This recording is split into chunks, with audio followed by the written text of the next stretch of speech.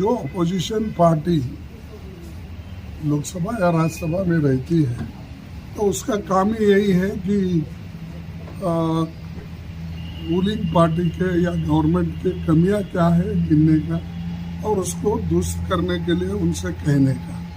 लेकिन मेरे को ताजुब हुआ कि मोदी साहब जब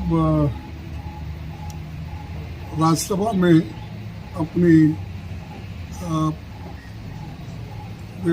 अध्यक्ष से जो अपना रिप्लाई दे रहे थे उस वक्त उन्होंने यही कहा था कि मैं अकेला ही भारी हूँ अपोजिशन सारे अपोजिशन को। फिर अपोजिशन आए कहाँ से उनके पास? सारे अपोजिशन को अकेले ही भारी है। तो मैं एक ही काफ़ी हूँ बोले तो फिर क्यों 30 लोग पार्टियों को जमा रहे? और वो 30 पार्टी के नाम तो बताओ आप। वो 30 पार्टी के लोग इलेक्शन कमेटी में या इलेक्शन ऑफिस में रजिस्टर करे सो है क्या यूं ही बुला रहे सबको? तो ये तो मालूम होने लगा। और हमारे पास जो भी लोग हैं वो लोग हमेशा हमारे साथ हैं।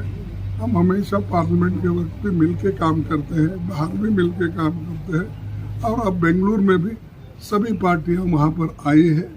हम जो कर रहे हैं वो देख के वो घबरा गए और घबरा कर वो जो पार्टियां में एक टुकड़ा हुआ था, 2 टुकड़े हुए थे, 3 टुकड़े सबको जमा रहे और उनको जमा के वो अपनी संख्या उसमें भारी संख्या दिखाने की कोशिश कर रहे हैं। तो वो कोई काफ़ी महत्व का नहीं, किसी एक व्यक्ति का प्रश्न नहीं है और कोई व्यक्ति महत्व नहीं होता देश के सामने। देश के डेमोक्रेसी को और देश के संविधान को अगर ठोस पहुंचती है तो हमारा कर्तव्य होता है कि हम एकजुट होकर जो लोग इस संविधान को बचाने वाले हैं और डेमोक्रेसी को बचाने के लिए एक होते हैं तो हम इसमें मिल के काम करेंगे। कोई व्यक्ति देश के सामने बड़ा नहीं हो सकता, वो हमारी ये है। और उनके सामने सिर्फ क्या है, तोड़ फोड़ करने का ही है और वो तोड़ फोड़ करते ही रहे हैं। और जब उनको मौका मिलता है जो चुन के आते हैं उनको तोड़ते हैं और ये भी कहते हैं कि हमारी बड़ी पार्टी हो गई है, ये हो। भाई आपका अगर ठीक है पार्टी फिर तोड़ते क्यों? चुने हुए लोगों को आप ले जाते हो और उस यहाँ जब तक वो कांग्रेस में रहते, जब तक वो डीएमके में रहते, जब तक वो दूसरे हमारे पार्टियों में रहते, जब तक वो एनसीपी में रहते और या जेडीयू में रहते हैं, आरजेडी में रहते हैं और या टीएमसी में, और उस वक्त वो करप्ट रहते हैं। और आप जब बुला लेते हैं तो आपके वॉशिंग मशीन में आकर वो क्लीन हो जाते हैं और आप वो जो काला कपड़ा डाल के वाइट निकालने में मशहूर है और दूसरों को भी यही बोलते हो।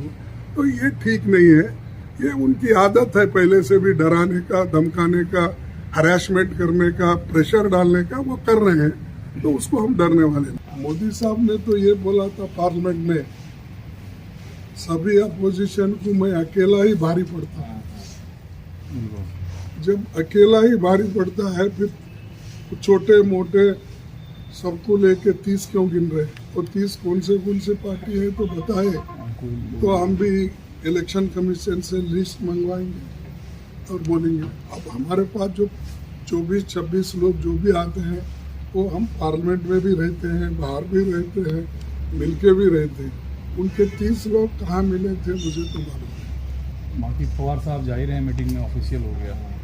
नहीं, पवार साहब से मेरी आज बात हो गई और पवार साहब ने उन्होंने कहा कि आज उनकी असेंबली शुरू होने की वजह से थोड़ा उनको दिक्कत है तो मैं कल हाजिर रहता हूँ।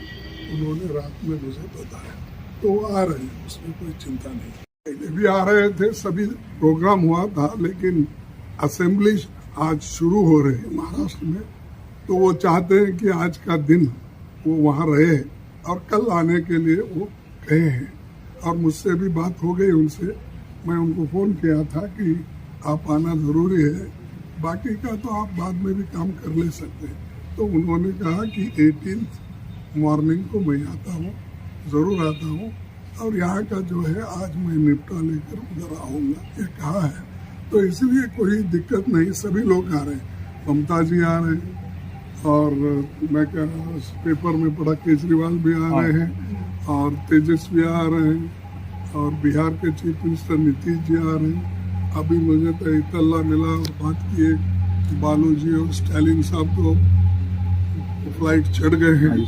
तो सभी नेता लोग माफ करना, किसी का छूट गया तो ये भी मुश्किल हो जाएगी, लेकिन सभी जो लोग प्रॉमिस किए हैं, या हम जो लोग पटना में मिले थे, और भी लोग हमसे जुड़ गए हैं, और जुड़ के हम ये काम करेंगे। एक प्रेशर करने का एक टैक्टिस है, प्रेशराइज करके हमारे अपोजिशन पार्टी के लोगों को तोड़ने का, और खासकर जो डीएमके कांग्रेस की मैत्री है वहाँ पर, वो डरा के अलग अलग करने के लिए वो लोग कोशिश कर रहे हैं।